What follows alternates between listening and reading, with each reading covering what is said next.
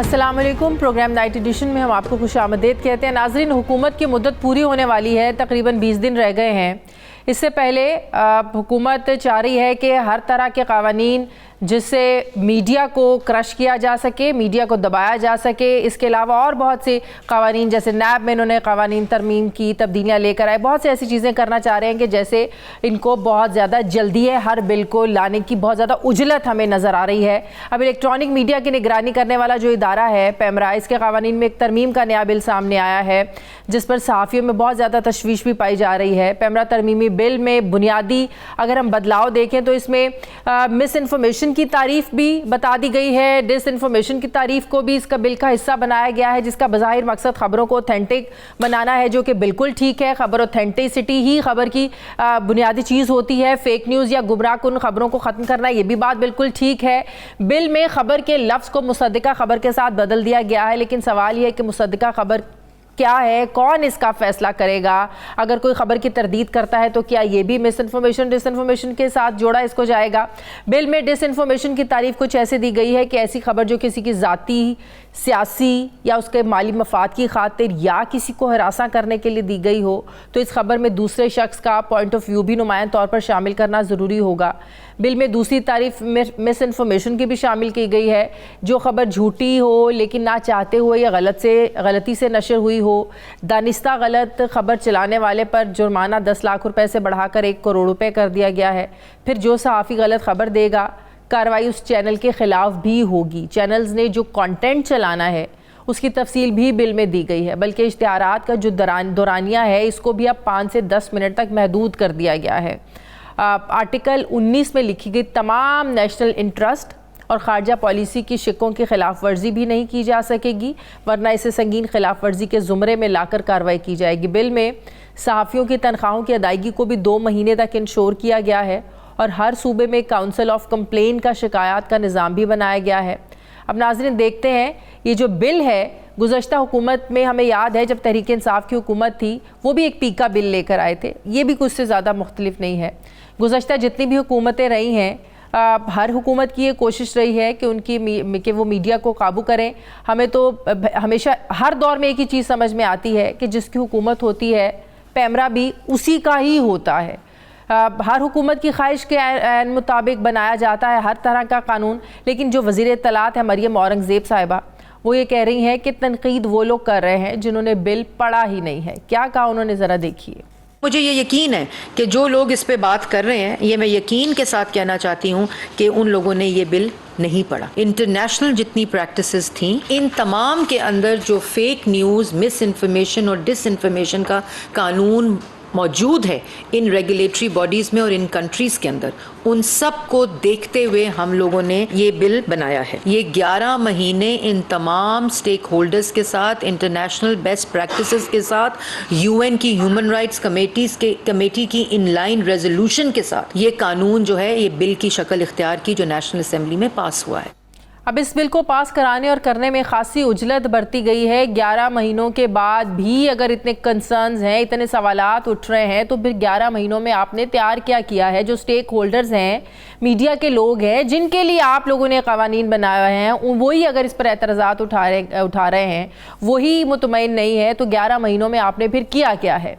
जो कायमा कमेटी बराए इत्तलात और नशरियात की रुकन नफीसा शाह साहिबा हैं, उन्होंने भी कहा है कि बिल को जल्दी आप लोग जल्दी डाल रहे हैं। जल्दी पर उन्होंने कहा कि किसी बिल को लाने में हुकूमत तो बहुत साल भी लगा देती है, 1 साल भी लग जाता है, लेकिन हमें इस बिल पर सिर्फ 1 दिन दिया गया है।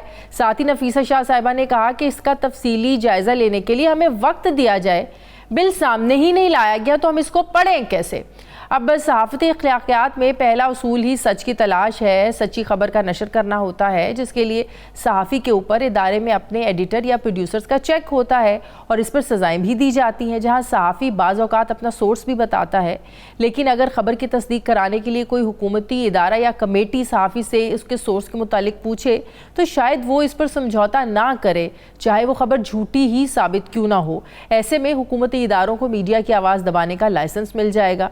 चैनल्स पर कंटेंट के हवाले से फैसला करने में कौन सी हुकूमत चाहेगी कि उनकी अच्छी बुरी पॉलिसीज़ को लेकर इस पर बात की जाए। लिहाजा यहाँ भी हुकूमत का कंट्रोल ही नज़र आता है। ये पेमरा तरमीमी बिल भी गुज़श्ता हुकूमत का जो पीक का ऑर्डिनेंस था उसी की तरह का मीडिया पर कंट्रोल पाने की एक कोशिश है। हुकूमत इस बिल से कौन से मकासद हासिल करना चाहती है, मैं बात करूँगी।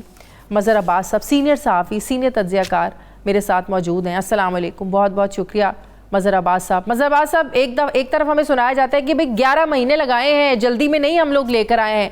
11 महीनों के बाद भी अगर बिल में इतने ज़्यादा सवालात उठेंगे, मीडिया को दबाने की कोशिश है, और फिर पता ही नहीं है जो आप एक कमेटी बना रहे हैं उसमें आपने किन लोगों को शामिल करना है। 12 रुकन इन्होंने कमेटी बनानी है, 2 इन्होंने मीडिया के लोग शामिल करने, उनको भी वोटिंग का कोई हक नहीं होगा। कोई भी अगर कानून साजी होनी है, कोई भी तब्दीली लेकर आनी है, तो आप समझते हैं कि पेमरा जो चेयरमैन पेमरा पहले सारे फैसले करता था, अब एक ऐसी अथॉरिटी को दे दिया गया है जिसको सहाफत के बारे में कुछ पता ही ना हो, जिसको खबर क्या होती है उसके बारे में कुछ पता ना हो, और वो इदारों को चलाएंगे। अब वो लोग मीडिया चैनल्स को चलाएंगे। देखिए शादिया, असल चीज़ ये है कि उन्होंने किया होगा, 11 महीने मेहनत भी की होगी, मीडिया और मुख्तलिफ स्टेक होल्डर से बात भी की होगी। असल चीज़ ये है कि जब आप कोई बिल की तैयारी करते हैं और बिल तैयार करते हैं तो फिर उस पर डिबेट होती है। हाँ। अब जिस तरह अभी नफीसा शाह साहिबा का, नफीसा शाह साहिबा जो है वो जर्नलिस्ट रही हैं, उन्होंने मादी में न्यूज़ लाइन वगैरह के लिए जो है आर्टिकल वगैरह लिखा करती थी। अगर उन्होंने इतराज़ क्या किया है, उन्होंने कहा जी बिल हमें तो दिखाया ही नहीं गया। तो अगर आपने बिल को डिबेट ही नहीं किया, मैं उसके कंटेंट के ऊपर बाद में आता हूँ। चीज़ ये कि इस पर जब भी आप कोई इस तरह तंजील लेकर आते हैं तो हम उस पर डिबेट नहीं करते। आप 2016 में जब पैका ऑर्डिनेंस आया था तो पैका ऑर्डिनेंस के साथ भी ये प्रॉब्लम थी। उस वक्त भी पार्लियामेंटेरियंस ने ना उसको स्टडी किया था, ना उस पर डिबेट हुई थी, पास कर लिया। जब प्रॉब्लम्स आई, जब लोग पकड़े जाने लगे, शोर मचा, तो फिर ये सामने आई चीज़ें कि आपने चीज़ों को पढ़ा ही नहीं था। तो हमें तो छोड़ दें कि हमने वो बिल पढ़ा है नहीं पढ़ा जो हमसे कह रही है मिनिस्टर ऑफ इंफॉर्मेशन, लेकिन क्या पार्लियामेंट के लोगों ने पढ़ा है ये बिल? मैं चैलेंज करता हूं, पार्लियामेंट के 10 लोग बताएं कि जिन्होंने ये बिल पढ़ा हो, संजीदगी से पढ़ा हो। तो असल चीज़ ये होती है जब आप कोई बिल लेकर आते हैं तो आप उस पर फिर डिबेट करवाते हैं। उसमें बहुत सी चीज़ें होती हैं, बहुत से पॉइंट, क्योंकि सब लोग तो कमेटी का हिस्सा नहीं होते।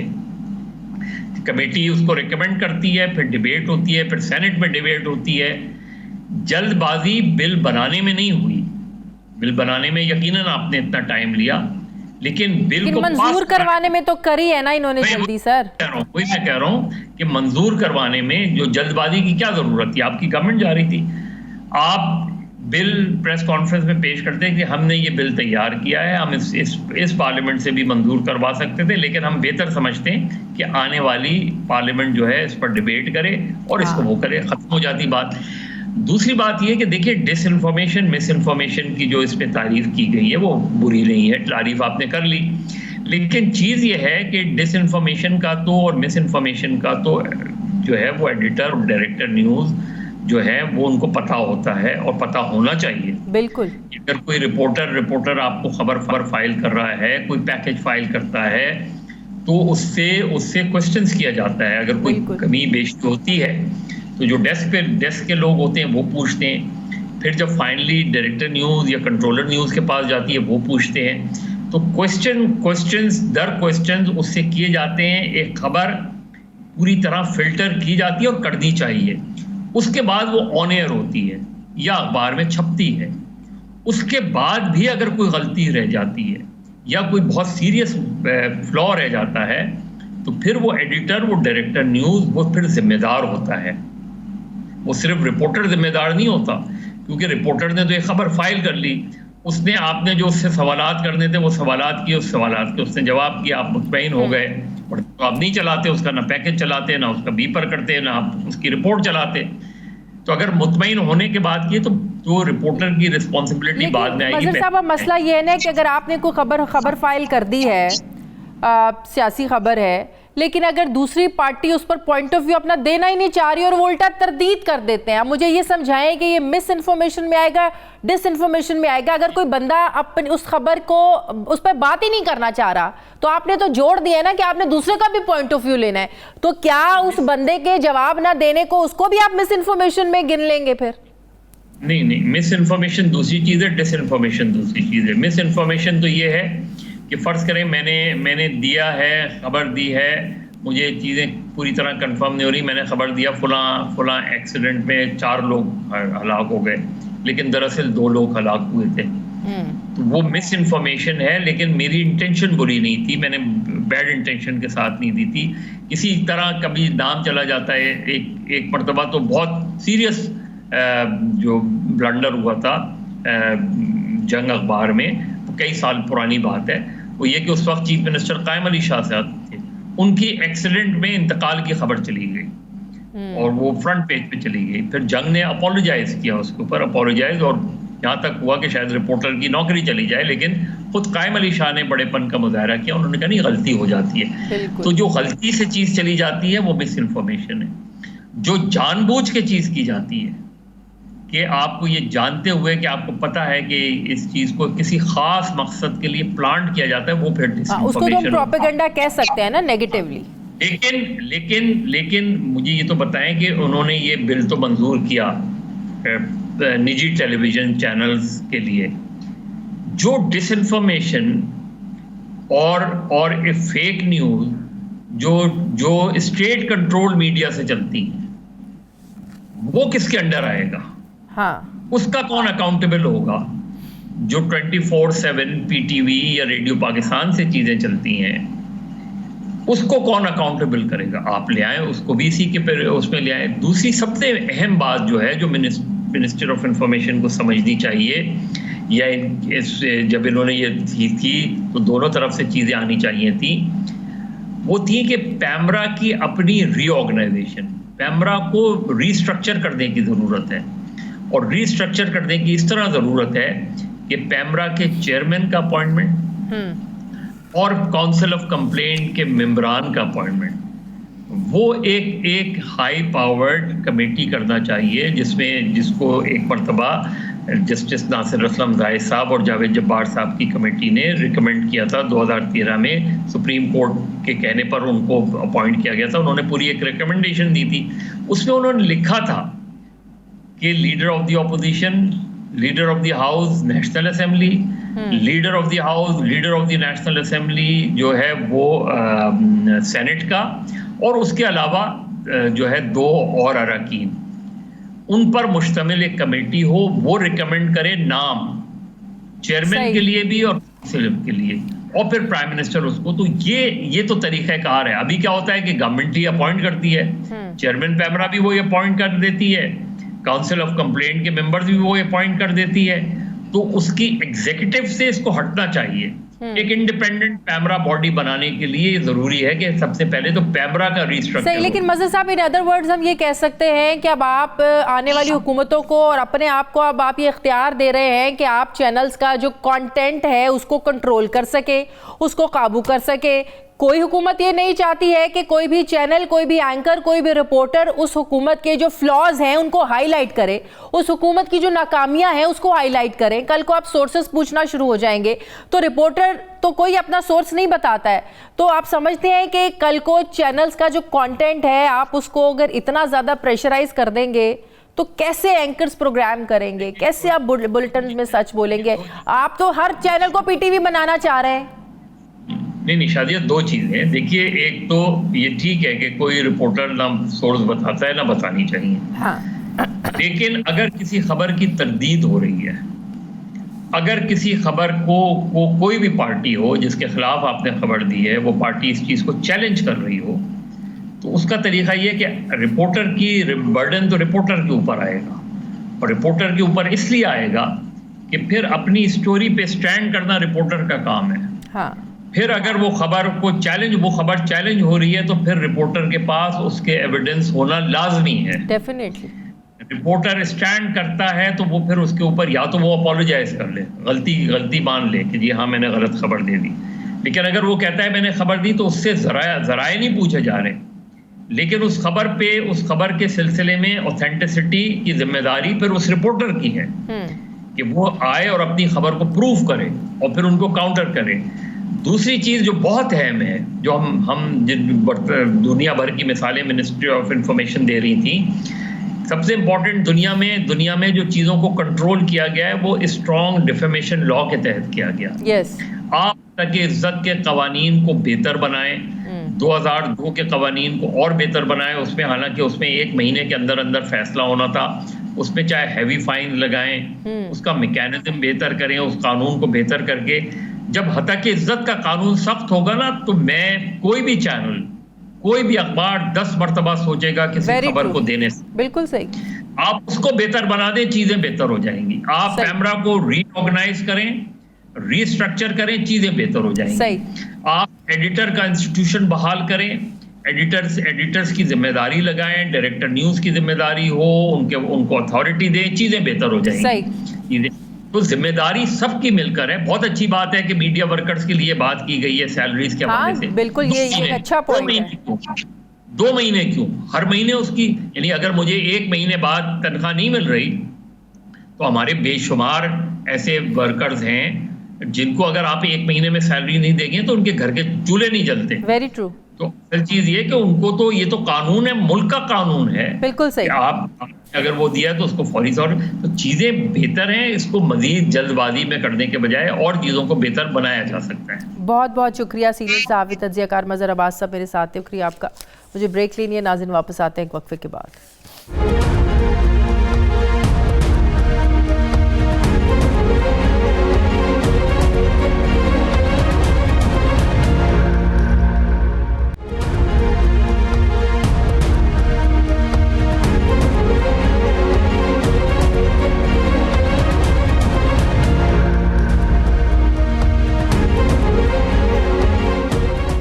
ब्रेक के बाद एक बार फिर से आपको खुशामदीद कहते हैं। नाजरीन, कौमी असम्बली की 5 साला मुद्दत पूरी होने में 20 से 22 दिन बाकी हैं। PDM की हुकूमत जाने वाली है, मगर जनरल इलेक्शन 60 से या 90 दिन में हो जाएंगे, इस बात की गारंटी अभी तक कोई नहीं दे रहा है।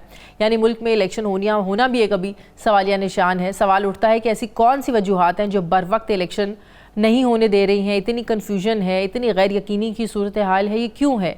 इलेक्शन से पहले नई और पुरानी मरदमशुमारी पर भी बहस हो रही है। हुकूमती हलकों की तरफ से पुरानी मरदमशुमारी के तहत इलेक्शन करवाने की बात हो रही है, तो MQM इस पर नाराज़ है। MQM के तहफ़्फ़ुज़ात हैं जो उन्होंने वज़ीर-ए-आज़म के सामने रखे और ये मुतालबा किया कि इलेक्शन नई मरदमशुमारी पर ही होने चाहिए। बज़ाहिर मरदमशुमारी पर इत्तेहादी जमातों में इत्तफ़ाक़े राय पैदा होना अभी बाकी है। अब इस हवाले से सबकी नज़रें जो हैं वो मुशतरका मफादात काउंसिल के इजलास पर लगी हुई हैं। मुमकिना तौर पर 25 जुलाई को काउंसिल ऑफ कॉमन इंटरेस्ट यानी CCI का इजलास बुलाए जाने का इम्कान है, जिसमें प्राइम मिनिस्टर समेत 4 सूबों के वज़राए आला शरीक होंगे। सियासी माहिरीन के मुताबिक अगर CCI मीटिंग में 4 सूबों के वज़राए आला डिजिटल मरदमशुमारी की रिपोर्ट पर मुत्तफ़िक होकर मंजूरी दे देते हैं तो फिर अगले इलेक्शन नई मरदमशुमारी पर ही करवाने पड़ेंगे। ऐसी सूरत हाल में जहाँ आईनी बहरान पैदा होने का खदशा है, वहीं आम इंतखाबात भी लेट हो सकते हैं। इससे पहले हुकूमत ये कह चुकी है कि वो मरदमशुमारी के जो नताइज हैं उनको शाया ही नहीं करेंगे। अब सवाल यहाँ पर यह है कि मुश्तरका मफादात काउंसिल का हुकूमत का अंदा इस्तेमाल करके इलेक्शन को इल्तवा में डालती है तो इसका रिएक्शन क्या हो सकता है, क्योंकि ये भी कहा जा रहा है कि बैनुल अक़वामी इदारे और एक अमरीकी वफ़द पाकिस्तान में बर वक्त इलेक्शन कराने के लिए हुकूमत को प्रेशराइज कर रहा है। इस खबर की तस्दीक सीनियर सहाफ़ी हामिद मीर साहब ने भी की है। दूसरी तरफ वज़ीर-ए-आज़म शहबाज शरीफ न सिर्फ अगले महीने हुकूमती मामलात निगरान हुकूमत के हवाले करने का ऐलान कर चुके हैं, बल्कि कौमी असम्बली की तहलील कब होनी है, निगरान सेटअप कैसा होना, इस हवाले से मुशावरती अमल भी शुरू हो चुका है। इस मकसद के लिए नून लीग ने 5 रुकनी कमेटी बना दी है जो पीपल्स पार्टी, JUI समेत दूसरे इत्तेहादियों से मुशावरत करेगी और हुकूमत ने कहा है कि बाकी इत्तेहादी भी अपनी कमेटियाँ तश्कील दें। वैसे तो हुकूमत के खात्मे से पहले वज़ीर-ए-आज़म और अपोजिशन लीडर मुशावरत करते हैं निगरान सेटअप के लिए, निगरान वज़ीर-ए-आज़म लेकर आते हैं, नाम बताते हैं, लेकिन यहाँ मसला ये है कि इत्तेहादी हुकूमत में 1 दर्जन से ज़ायद जमातें हैं, सबके अपने अपने मफादात हैं, अपनी अपनी प्रायोरिटीज़ हैं। अपोजिशन लीडर राजा रियाज की 1.5 साल अपोजिशन लीडरी कैसी रही हम सबके सामने है कि वो आवाम के बजाय हुकूमत का ही दम भरते हुए हमें नज़र आते हैं। ज़्यादा इम्कान यही है कि निगरान सेटअप वही होगा जो PDM जमातों के दरमियान तय होगा। अब ये भी कहा जा रहा है कि जैसे निगरान सेटअप के नाम सामने आएंगे तो उसी वक्त पता चलेगा कि आम इंतखाबात बर वक्त होंगे या डिले किए जाएंगे। ऐसे में जोड़ तोड़ की सियासत को लेकर भी बड़ा शोर है। जरदारी साहब की शहबाज शरीफ से मुलाकातें, नवाज शरीफ साहब से दुबई में मुलाकातें, एक बार फिर जरदारी साहब दुबई में हैं। अहम मुलाकातों के बारे में ख़बरें आ रही हैं। नई मरदमशुमारी और इलेक्शन डिले के हवाले से जो क़यास आराइयाँ हैं, इस हवाले से पीपल्स पार्टी क्या सोच रही है, इसमें मैं बात करूँगी। मुझे पाकिस्तान पीपल्स पार्टी के सीनियर रहनुमा ज्वाइन करें, नैयर हुसैन बुखारी साहब। अस्सलाम वालेकुम, बहुत बहुत शुक्रिया नैयर हुसैन साहब आपका। नैयर हुसैन साहब, ये सबसे पहले तो ये बताइएगा, हुकूमत ने तो अपनी 5 रुकनी कमेटी तश्कील दे दी है कि निगरान सेटअप के हवाले से जो बातचीत करनी है, जो नाम देने हैं, और साथ ही आप लोगों से भी कहा है कि आप लोग भी अपनी कमेटियाँ तश्कील दें। क्या पीपल्स पार्टी ने मुज़ाकरात के लिए, मुशावरत के लिए कमेटी तश्कील दी है सर?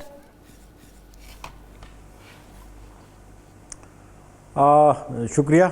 गुजारिश ये है कि इससे पहले भी लीडरशिप जो है इस कंसल्टेशन प्रोसेस में ऑलरेडी है।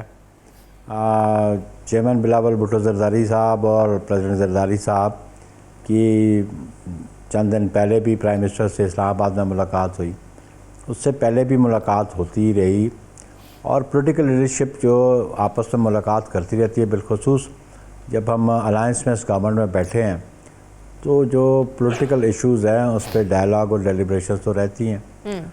और इससे पहले जो PMLN की लीडरशिप ही, उनकी मीटिंग्स भी प्रेसिडेंट जरदारी साहब से भी हुई और चेयरमैन बिलावल से भी हुई।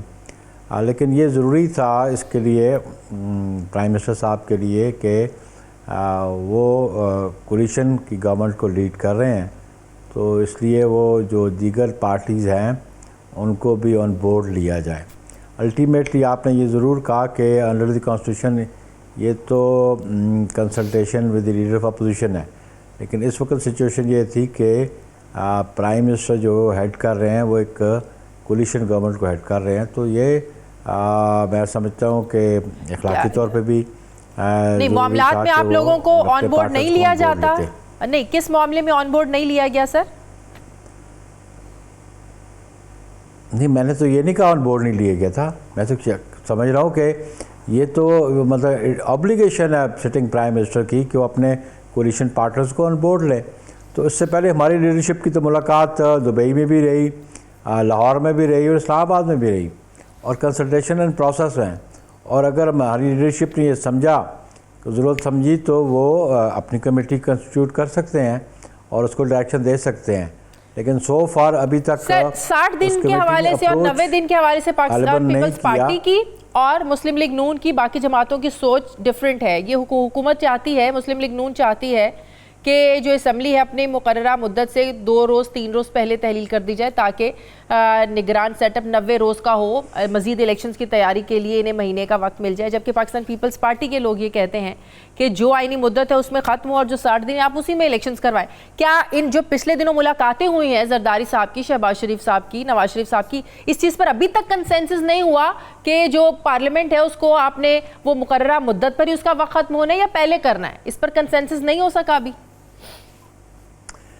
देखिए, बहुत सारी बातें स्पेकुलेटिव हैं। जब अल्टीमेट डिसीजन आएगा तो वो तो वैसे पब्लिक हो जाएगा, लेकिन मैं ये समझा था कि क्योंकि कोलिशन पार्टनर्स हैं और इनकी आपस में गुफ्तगू शनीद बहुत ज़रूरी थी और उनको ऑन बोर्ड लेना बहुत ज़रूरी था। ये प्राइम मिनिस्टर की रिस्पॉन्सिबिलिटी भी बनती है और हमारी डिस्कशन बिल्कुल है, लेकिन हम उस फैसले को तस्लीम करें जो कंसेंसस से होगा, क्योंकि हम इस कोलिशन गवर्नमेंट के पार्टनर्स हैं।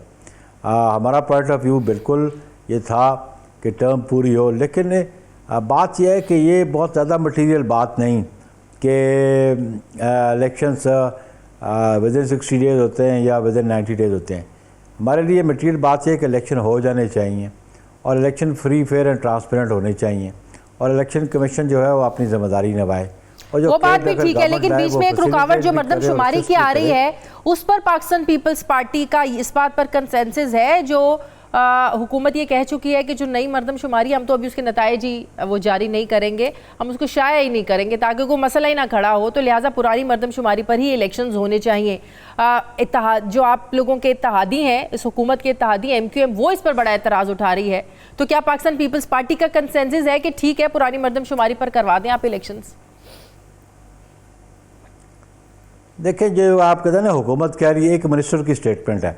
अगर तो ये इशू कैबिनेट में डिस्कस होता तो हमारी रिप्रेजेंटेशन कैबिनेट में है, हमारी पार्टी के चेयरमैन कैबिनेट के मेंबर हैं, हमारे दीगर लोग भी वहाँ बैठे हुए हैं। तो मैं उस स्टेटमेंट को गवर्नमेंट की स्टेटमेंट नहीं समझता। मैं गवर्नमेंट की स्टेटमेंट तब समझता कि जब ये कैबिनेट डिसाइड कर लेती कि हम पुरानी मरदमशुमारी पे इलेक्शन करवाएंगे या नहीं पे करवाएंगे। ये सिचुएशन जो है आर्टिकल 51 जो है ना कॉन्स्टिट्यूशन को, वो बड़ा वाज़ेह है कि अभी ये issue council of common interest में भी अभी आप इंट्रो में कहा, ऑब्वियसली इस इशू को काउंसिल ऑफ कॉमन इंटरेस्ट पे जाना है। और इलेक्शंस के हवाले से जो आर्टिकल है वो डिलिमिटेशंस और कॉन्स्टिट्यूंसीज़ का, वो आर्टिकल 51 है। वो तो ये कहता है कि जो ऑफिशियली लेटेस्ट पब्लिश्ड सेंसस होगा उसकी बुनियाद पे कॉन्स्टिट्यूंसीज़ होंगी और नंबर ऑफ़ सीट्स होंगी। अगर वो नहीं होती तो फिर जो प्रीवियस ऑन रिकॉर्ड है उसी के मुताबिक होगी। आपको याद होगा कि 2017 में भी सेंसस जो था वो प्रोविजनल था और प्रोविजनल की बुनियाद पे इलेक्शंस नहीं हो सकते थे, लेकिन एक कॉन्स्टिट्यूशनल अमेंडमेंट की थी जिसमें सनसेट क्लॉज थी, वन टाइम अमेंडमेंट थी, जिसकी बुनियाद पे प्रोविजनल सेंसस की बुनियाद पे 2018 के इलेक्शन हुए। सब्सिक्वेंटली सेंसस हुआ, उस ऑफिशियली पब्लिश्ड हुआ, उसके मुताबिक कॉन्स्टिट्यूंसीज बनी। उसमें कुछ कंसर्न्स थे और रिजर्वेशंस थी MQM की भी, और इवन सिंध की हद तक पाकिस्तान पीपल्स पार्टी के जो सिंध चैप्टर है उसको भी थी। लेकिन हम समझते हैं कि ये काउंसिल ऑफ कॉमन इंटरेस्ट में चारों प्रोविंसेस के चीफ मिनिस्टर्स भी होंगे और काउंसिल ऑफ कॉमन इंटरेस्ट। तो इसका मतलब फैसला मुश्तरका मफादात काउंसिल में होगा, चारों वज़राए आला होंगे, प्राइम मिनिस्टर सब। एग्जैक्टली। अच्छा, एग्जैक्टली। और निगरान वहीं पर डिस्कस होगा। उमूमन तो ऑपोजिशन लीडर और जो वज़ीर आज़म होते हैं वो मिलकर मुशावरत करते हैं, लेकिन ज़ाहिर है इत्तेहादी हुकूमत है, तो आप लोगों के निगरान सेटअप को लेकर क्या कंसर्न्स क्या हैं? देखिए, जो आप निगरान हुकूमत के हवाले से council of common interest has got nothing to do with it. ये तो पहले अपने जो पार्टनर्स हैं उनके साथ प्राइम मिनिस्टर डिस्कस करेंगे, कंसल्टेशन करेंगे, फिर जो लीडर ऑफ अपोजिशन है, जो कॉन्स्टिट्यूशन की रिक्वायरमेंट है वो पूरी की जाएगी। और होपफुली अभी 21-22 दिन गवर्नमेंट को हैं, तो वो एक प्रोसीजर भी लेड डाउन इन कॉन्स्टिट्यूशन, उसके मुताबिक अमल करते हुए केयर टेकर गवर्नमेंट आ जाएगी। प्राइम मिनिस्टर को नाम फाइनल होगा तो फिर वो अपनी कैबिनेट भी अनाउंस कर लेंगे। तो लेट्स नॉट बी स्पेकुलेटिव और बहुत ज़्यादा हम या प्रिज्यूम कर लें, प्रिजम्पशंस पे ना जाएं। जो ग्राउंड रियलिटीज़ है उसको आने दे सामने, और होपफुली मैं समझता हूँ कि इलेक्शन जो हैं, दिन 20 रह गए हैं ना, मौजूदा हुकूमत की टर्म पूरी होने में मसला ये 20 दिन रह गए, कोई भी क्लैरिटी नहीं है अभी। देखें ना जी, तो अभी देखो टाइम तो नहीं गुजर गया। Do you think that time has passed away? लेकिन 12 अक्टूबर गुजर गई है या कोई अनकॉन्स्टिट्यूशनल बात हो गई है, तो let that time come, decision will be taken and taken with in time. ठीक है। कल 2 दिन पहले सलीम मांडवीवाला साहब ने एक बात कही, उन्होंने कहा कि जो मुस्लिम लीग नून है ये चाहती है कि तहरीक इंसाफ को बिल्कुल ही इलेक्शन से आउट कर दिया जाए, तहरीक इंसाफ की शमूलियत नहीं चाहते, जबकि हम लोग ये चाहते हैं कि हर जमात को इलेक्शन में लड़ने का मौका मिलना चाहिए, किसी को भी मैदान से आउट नहीं करना चाहिए। तो ये मुस्लिम लीग नून जानबूझकर ये सब कुछ कर रही है।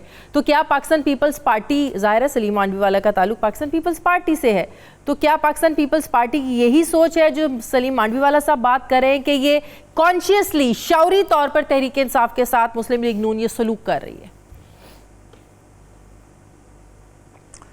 देखिए, पहली बात तो मैं आपको बताऊं कि मैं बतौर सेक्रेटरी जनरल पीपल्स पार्टी, मैं तो किसी जमात को एक्यूज़ नहीं करता। मांडवी साहब ने बात की तो उनके पास क्या इन्फॉर्मेशन है उसकी वजाहत तो वो खुद कर सकते हैं। मांडवी साहब की ये पर्सनल ओपिनियन तो हो सकता है, लेकिन ये पार्टी का पोजीशन नहीं है। पीपल्स पार्टी इस हक़ में कभी भी नहीं रही कि पॉलिटिकल पार्टीज़ को bye operation of law extinguish किया जाए। पाकिस्तान पीपल्स पार्टी समझे, और मैं ख़ुद एज अ सियासी कारकुन समझता हूँ कि ये इख्तियार आवाम के पास है कि वो किसी जमात को मुस्तरद करती हैं या उसको पजीराई देती हैं, और टेक्निकल ग्राउंड्स माजी में अगर कोई पॉलिटिकल पार्टी डिसबैंड हुई है तो फिर किसी और नए नाम से भी वो आ जाती रही है, लेकिन वो पॉलिटिकल पार्टी जिसने स्टेट इंस्टीट्यूशंस के ख़िलाफ़ या रियासत के ख़िलाफ़ काम किया हो तो फिर उसको कानूनन उसको फेस करना पड़ेगा। वो तमाम प्रोविजंस जो वायलेट हुई हैं उनके मुताबिक वो फेस करना पड़ेगा, लेकिन बेस्ट ऑप्शन लेकिन उसी पार्टी के लोग दूसरी पार्टियों में चले जाएं या नई अपनी पार्टियां तश्कील दे दें, वो बिल्कुल पाक साफ हो जाते हैं, उन पर कोई वो फिर नहीं लगता, कोई उनका गुनाह नहीं समझा जाता कि उन्होंने रियासती इदारों के खिलाफ कार्रवाइयाँ की। बात पाक साफ होने की नहीं है। आइन और कानून के मुताबिक बार उसको है जो जिस पे कन्विक्शन आ जाए, वो आइनी तौर पे पॉलिटिकल प्रोसेस में या पार्लियामेंट्री पॉलिटिक्स वो नहीं कर सकता। एज लॉन्ग वो किसी की कन्विक्शन नहीं हुई है तो ही इज़ एट लिबर्टी कि वो किसी जमात में जाए, वो किसी जमात की क़यादत को एक्सेप्ट कर ले, उसकी पॉलिसीज़ को एक्सेप्ट कर ले, वो तो एट लिबर्टी है। हाँ, द डे उसकी कोर्ट ऑफ कॉम्पिटेंट जुरिसडिक्शन से कन्विक्शन होगी तो फिर तो वो उस पॉलिटिक्स नहीं कर सकेगा। वो किसी जमात में चला भी जाए तो ज़्यादा कोई उस जमात के लिए मटेरियल बात नहीं होगी। सही। तो इसलिए हम समझते हैं कि जो लोग पार्टी छोड़ के जा रहे हैं, आप वो माजी भी देख रहे हैं 2018 और 17 में क्या हुआ, और जिस तरह एक पार्टी को स्ट्रेंथन किया गया with the support of certain elements और सर्टन पर्सनैलिटीज़, वो आपके सामने है आज। तो आज भी कुछ जो नई पार्टीज बन रही है, आज आपके ख्याल में आज भी उनको स्ट्रेंथन किया जा रहा है? ये तो अब आने वाला वक्त ही बताएगा। अभी तो वो लाइक माइंडेड इकट्ठे हुए हैं, पार्टी फॉर्म कर रहे हैं, तो ये भी तो अंडर द कॉन्स्टिट्यूशन उनका राइट है, राइट ऑफ एसोसिएशन उनके पास है, कॉन्स्टिट्यूशन उनको गारंटी करता है ये राइट। ठीक। तो अगर उन्होंने कोई पार्टी फॉर्म की है तो इसमें कोई हर्ज तो नहीं है। ठीक है, बहुत बहुत शुक्रिया। पाकिस्तान पीपल्स पार्टी के नैयर हुसैन बुखारी साहब मेरे साथ थे। मुझे ब्रेक लेनी है नाज़रीन, वापस आते हैं एक वक्फे के बाद।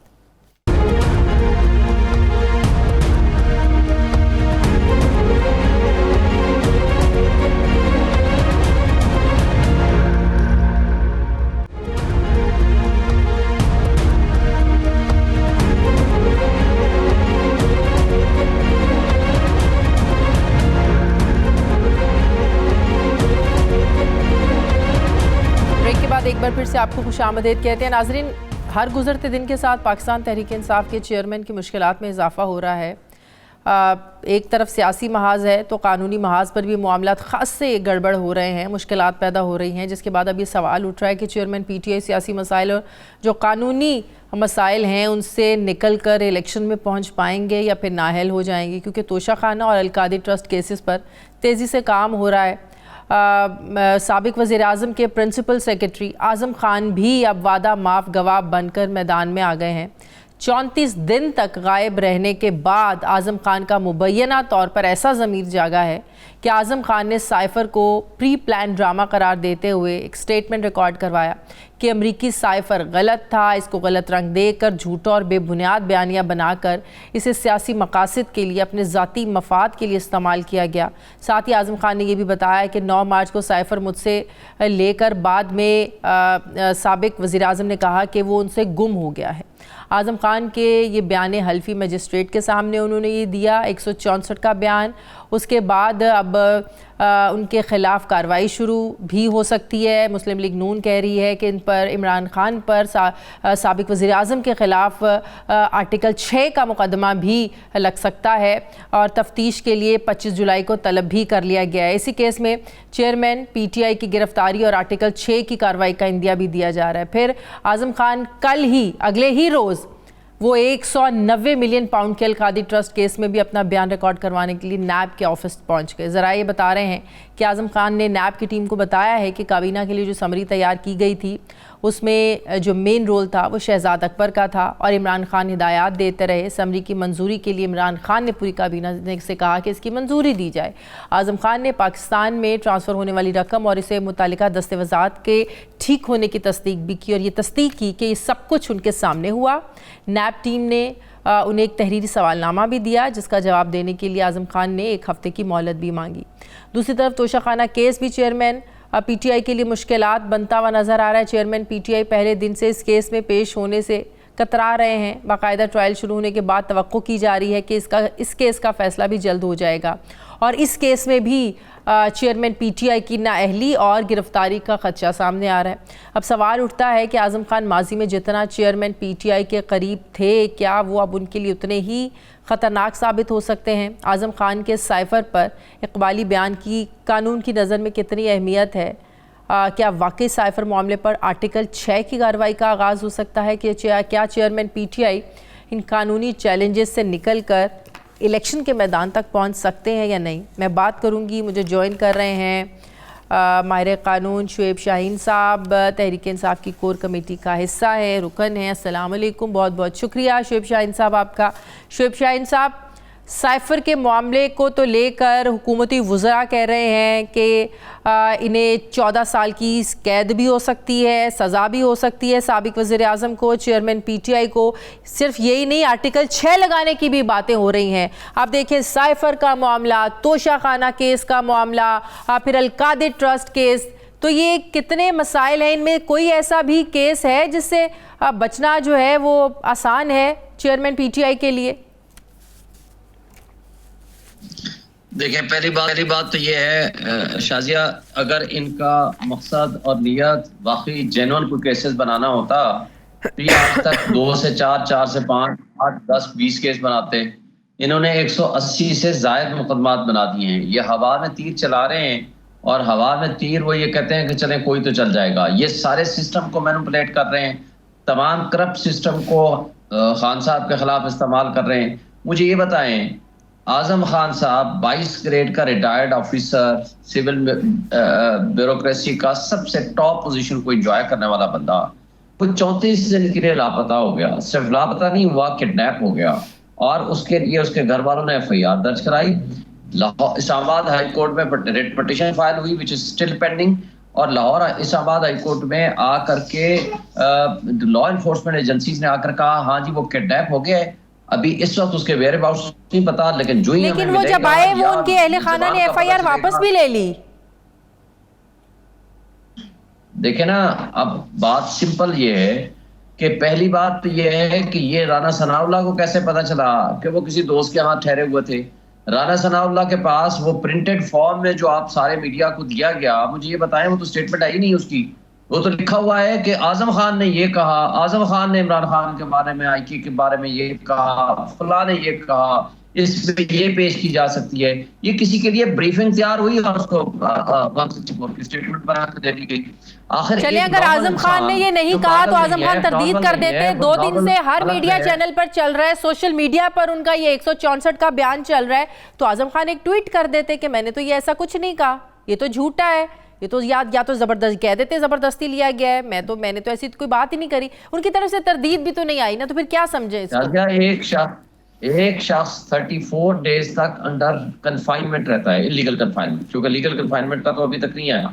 एक शख्स एब्डक्शन में होता है, किडनैप होता है, किस तरह का प्रेशर है, किस तरह का इन्फ्लुएंस यूज हुआ है, किस इदारे ने उसको किडनैप किया, किस इदारे ने उसको खिलाफ, एक होता था ना पहले अगवा बराए तावान, अब अगवा होता है अगवा बराए बयान। एक शख्स अंदर प्रेशर है, एक शख्स पागल नहीं है, नॉर्मल नहीं है, 34 दिन के लिए अपने बच्चों को भी नहीं बताता, बीवी को नहीं बताता, गायब हो जाता है और उनके बकौल वो किसी दोस्त के यहाँ रहता है, उसमें तो कोई इंक्वायरी नहीं होती।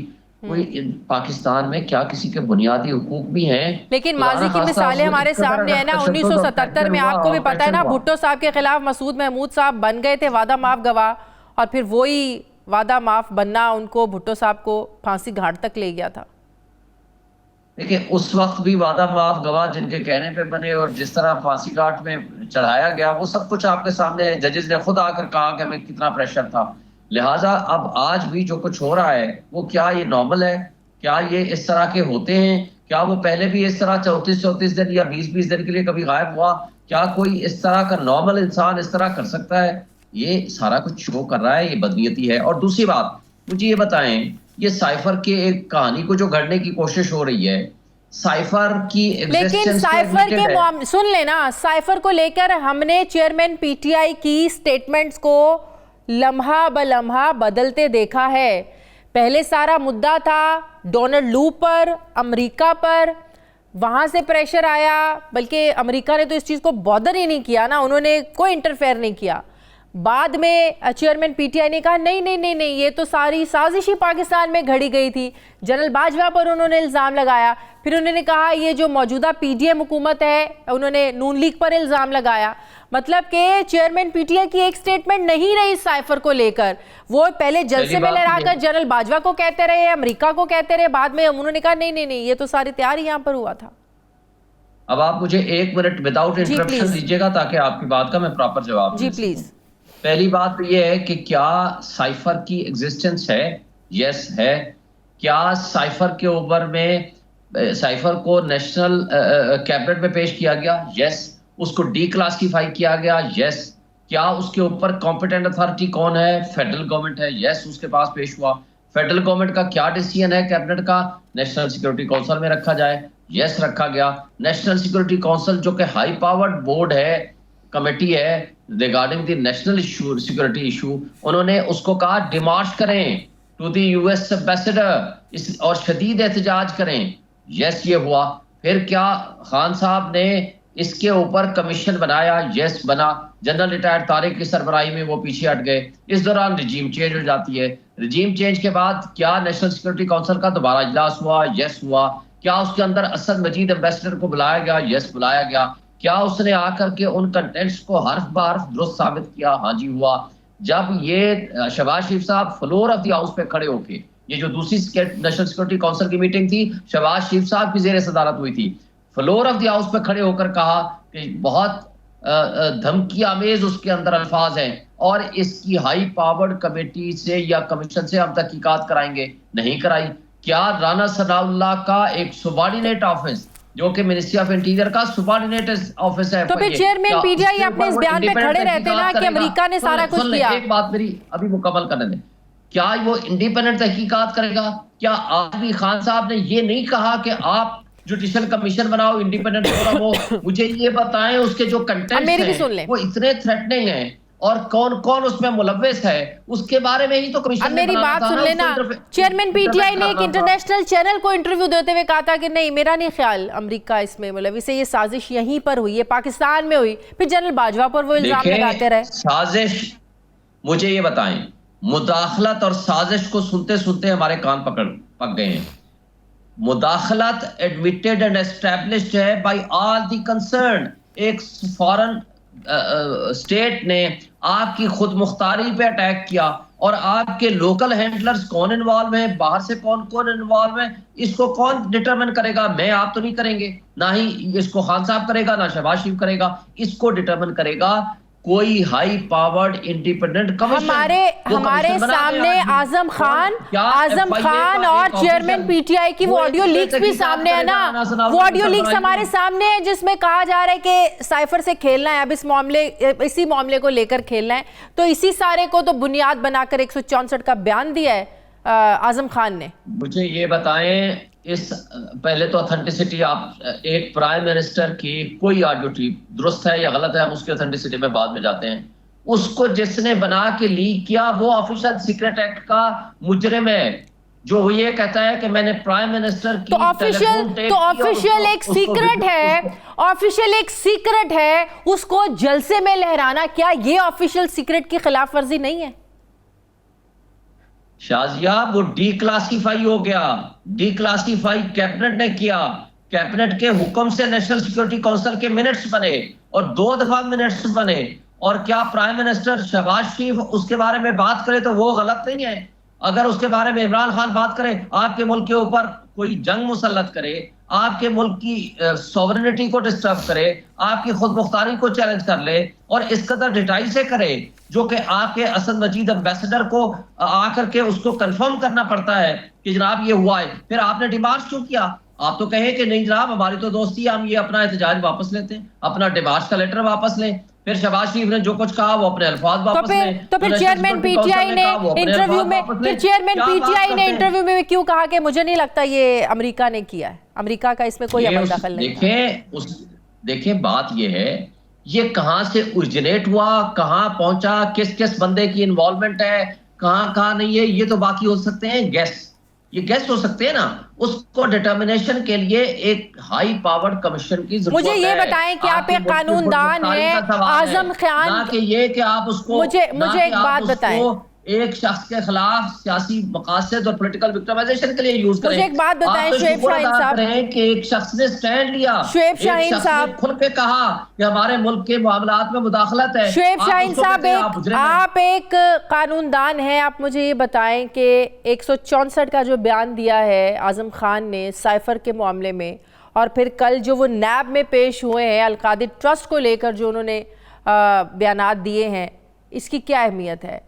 ये कितना इफेक्टिव है उनका ये बयान कानून की नज़र में, कितना एक्सेप्टेबल है कानून की नज़र में, और कितना खतरनाक है चेयरमैन पीटीआई के लिए? आप कानून की ज़बान में, कानूनी लिहाज से बात कीजिएगा।